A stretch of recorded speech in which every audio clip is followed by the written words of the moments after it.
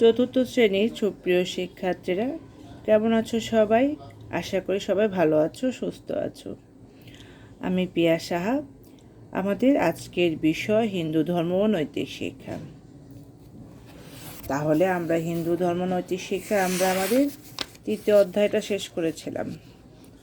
আমাদের তৃতীয় অধ্যায় ছিল মহাভারতের কাহিনী, তাই না? আমাদের তৃতীয় অধ্যায় ছিল ধর্মগ্রন্থ, যেখানে ছিল মহাভারতের কাহিনী। মহাভারতে 18টা পর্ব আমরা পড়েছিলাম। এখানে আমরা সব কিছু শূন্যস্থান, বাম ডান, সঠিক উত্তর, ছোট প্রশ্ন, বড় প্রশ্ন সবগুলো আমরা পড়া হয়ে গেছে। তাহলে আজকে আমরা শুরু করব আমাদের চতুর্থ অধ্যায়। তাহলে তোমরা তোমাদের সবাই বই নাও।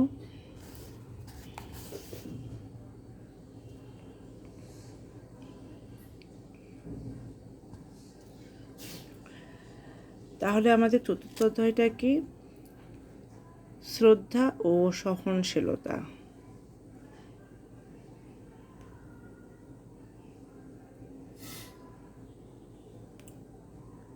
আমাদের চতুর্থ অধ্যায় হচ্ছে শ্রদ্ধা ও সহনশীলতা।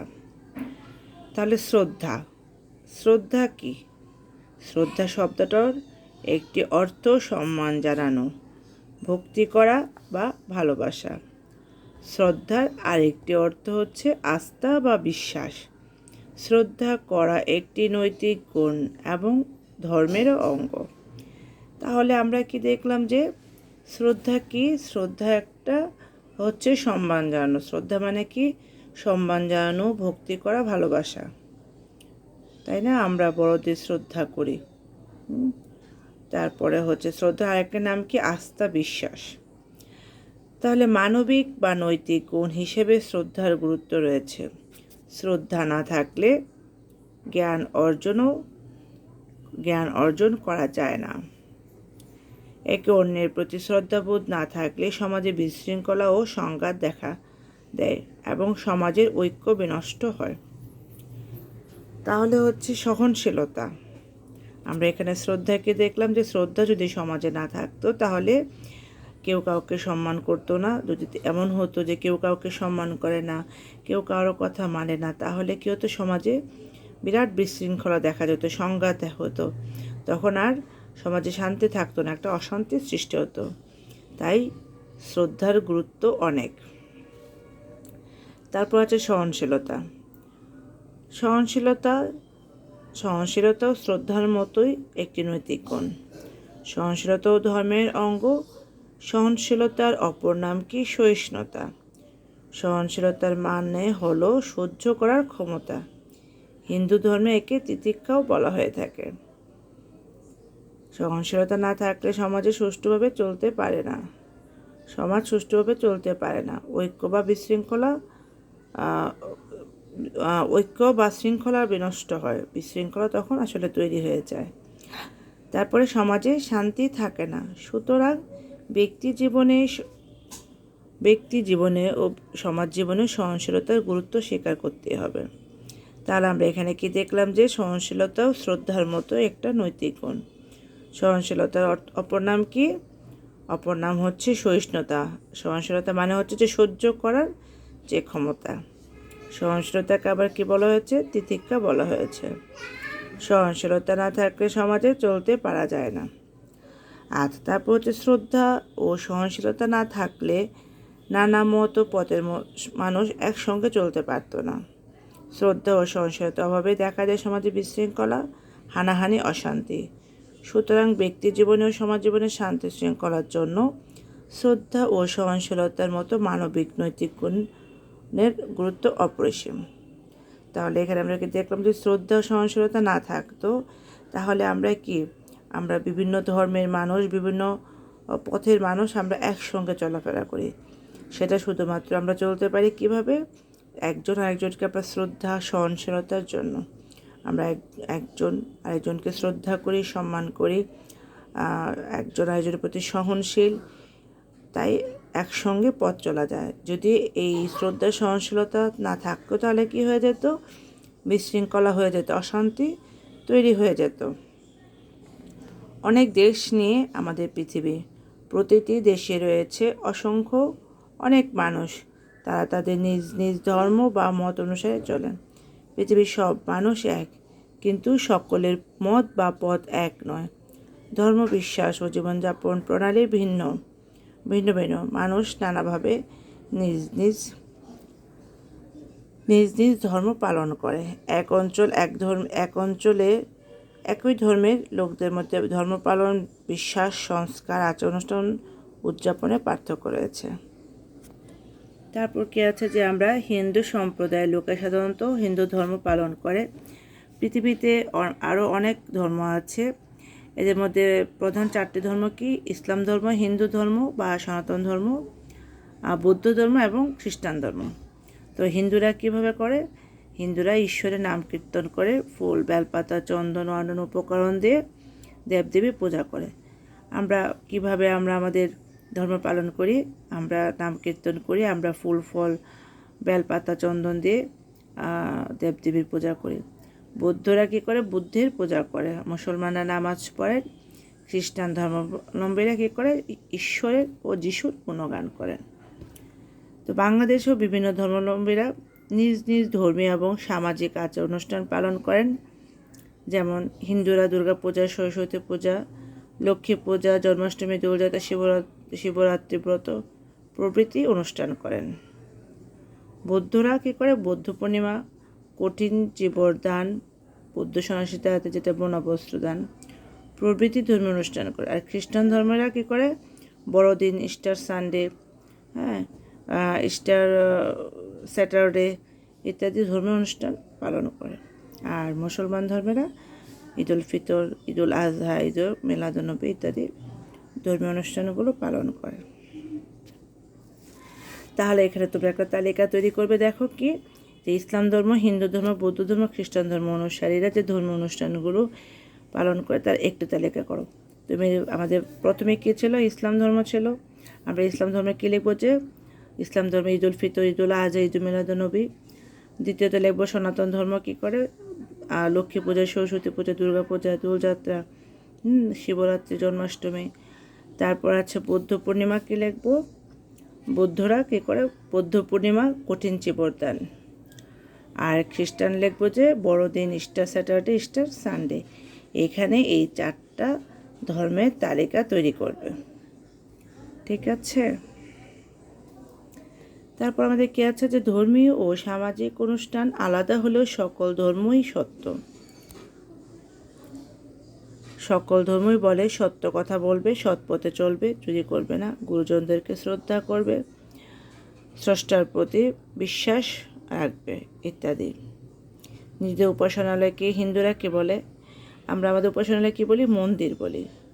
বৌদ্ধরা বলে মঠ বা মন্দির বা প্যাগোডা। খ্রিস্টানরা বলে কি? গির্জা। আর মুসলমানরা বলে মসজিদ। নামে আলাদা হলেও সেখানে যাওয়ার উদ্দেশ্য কিন্তু এক, আর তা হলো উপাসনা।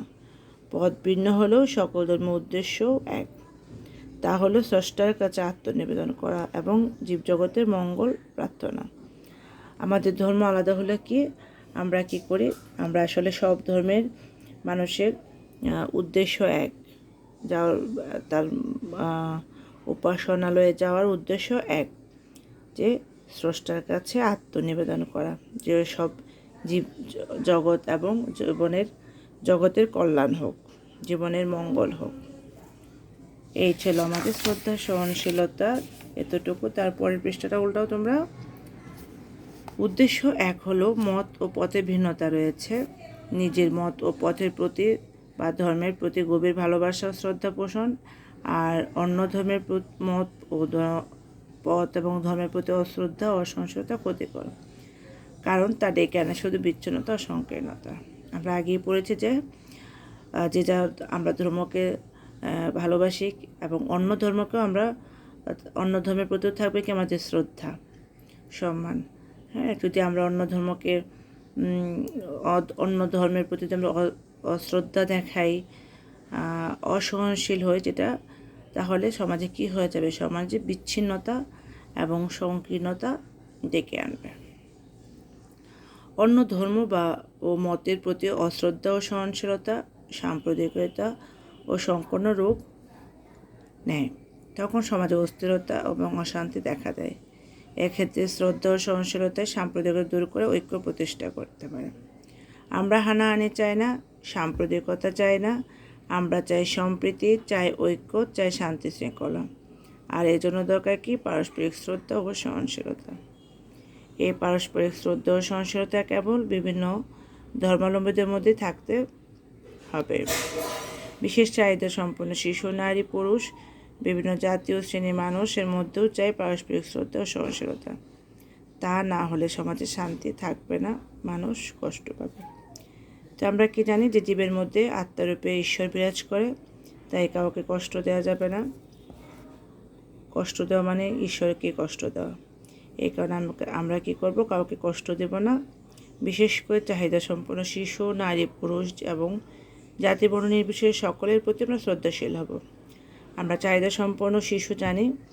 চাহিদা সম্পন্ন শিশু হচ্ছে যারা স্বাভাবিক নয়, হ্যাঁ, সাধারণ নয়, যারা একটু অন্য শিশুদের থেকে একটু অন্যরকম, স্বাভাবিক শিশু থেকে। তাহলে সকল সামাজিক এবং ধর্মীয় অনুষ্ঠানে আমরা অন্য ধর্মাবলম্বীদের আমন্ত্রণ জানাবো। আমরা তাই করি, তাই না?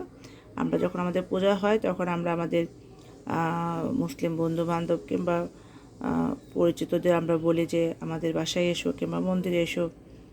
অনেকেই আসে, তারা তাদের ঈদের সময় আমাদেরকে যেতে বলে, আমরা তাদের বাসাতে যাই। হ্যাঁ, আমরা হিন্দু, মুসলিম, বৌদ্ধ, খ্রিস্টান সবাই মিলে দেখা যাচ্ছে যে আমরা কোনো প্রোগ্রামও করি। তাহলে অন্য সামাজিক এবং ধর্মীয় অনুষ্ঠানে আমন্ত্রিত হলে আমরা সানন্দে যোগদান করব। তাহলে আমরা সম্প্রীতির মধ্যে, শান্তির মধ্যে, আনন্দের মধ্যে সকলে মিলেমিশে বাস করতে পারব। তাহলে আমরা এখানে শূন্যস্থান পূরণগুলো দেখি। শ্রদ্ধা কথাটির অর্থ কি?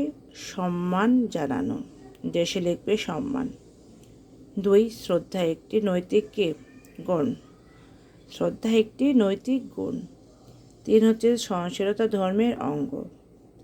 4 হচ্ছে বিভিন্ন ধর্মের মানুষদের প্রতি আমরা কি হব? সহনশীল হওয়া আবশ্যক, সহনশীল। 5, সমাজ ঐক্যের জন্য দরকার সহনশীলতা। সমাজের দেশের জন্য দরকার সহনশীলতা কিসের জন্য? ঐক্যের জন্য। তারপর আমাদের এখানে আছে ডান পাশে শব্দ এনে বাম পাশে শব্দের সঙ্গে মেলাও। তো আমাদের 1 নাম্বার আছে শ্রদ্ধা ধর্মের অঙ্গ। 2 হচ্ছে সহনশীলতা সমাজের জন্য অপরিহার্য। 3, সহনশীলতার অভাবে সৃষ্টি হয় অশান্তি। 4, বৌদ্ধরা মন্দিরকে বলে প্যাগোডা। 5, সহনশীলতার অপর নাম কি? তিতিক্ষা। ঠিক আছে, তোমরা সবাই আস্তে করে এটা দাগিয়ে নাও আমাদের এগুলো। তারপর হচ্ছে আমাদের আছে সঠিক উত্তর। সঠিক উত্তর দাগিয়ে নাও। সঠিক উত্তরটির পাশে টিক চিহ্ন দাও। 1, শ্রদ্ধা মানে কি? দয়া করা, মায়া দেখানো, সম্মান জানানো, করুণা করা। তাহলে সম্মান জানানো। 2, সহনশীলতা না থাকলে কি বিনষ্ট হয়? সহনশীলতা না থাকলে শৃঙ্খলা, সরলতা, মানবতা, সামাজিকতা নষ্ট হয়। উপাসনার জন্য খ্রিস্টানেরা কোথায় যায়? মন্দিরে, মঠে, গির্জায়, মসজিদে। উপাসনার জন্য খ্রিস্টানরা যায় গির্জায়। তারপর হচ্ছে 4, সহনশীলতার প্রয়োজন কেন? যশের জন্য, শিক্ষার জন্য, ধন সম্পদের জন্য, ঐক্যের জন্য। তাহলে সহনশীলতার প্রয়োজন ঐক্যের জন্য। তারপর আছে সহনশীলতার মধ্য দিয়ে আসে কি? সম্প্রীতি, অশান্তি, আনন্দ, ধন সম্পদ। সহনশীলতার মধ্য দিয়ে আসে সম্প্রীতি। ঠিক আছে, তাহলে আমাদের বাড়ির কাজ কি থাকবে তোমরা দেখো। বাড়ির কাজ থাকবে 4th অধ্যায় ক, খ, গ। 4th অধ্যায় শূন্যস্থান কয়ে আছে শূন্যস্থান পূরণ, গয়ে আছে ডান পাশে শব্দ বাম পাশে মেলো, আর গয়ে আছে সঠিক উত্তরটির পাশে টিক চিহ্ন দাও। ঠিক আছে মেয়েরা, তাহলে আজকে এতটুকুই। তোমরা ভালো থাকো, সুস্থ থাকো। পড়াগুলো প্রতিদিনের কাজটা প্রতিদিন করে ফেলবে, তা না হলে অনেক পড়া জমে যাবে। তাহলে এইটুকু তোমরা সুন্দর করে ফেলো। ধন্যবাদ সবাইকে। সবাই ভালো থাকো।